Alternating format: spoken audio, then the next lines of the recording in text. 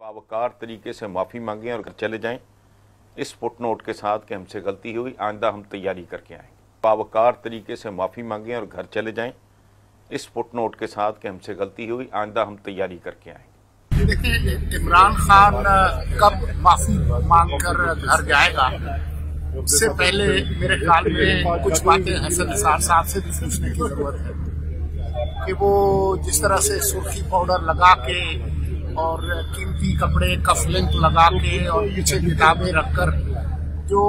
इस कौम को पिछले कई सालों से बता रहे थे, उन तमाम खूबियों के बारे में जो इमरान खान के अंदर मौजूद है, जिनके बारे में इमरान खान को खुद भी पता है और हसन निसार को खुद भी पता था कि ये खूबियां उनके अंदर मौजूद नहीं थी। वो जो उनको कायदे-ए-आज़म सानी करार दे रहे थे